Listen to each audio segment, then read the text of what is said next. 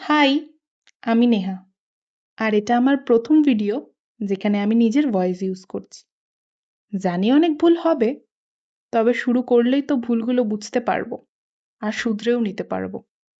সারাদিনের কাজের মাঝে ভিডিও করা আর এডিট করা খুব চাপের ব্যাপার আমার জন্য। তবুও আমি শিখছি আর নতুন কিছু করার চেষ্টা করছি।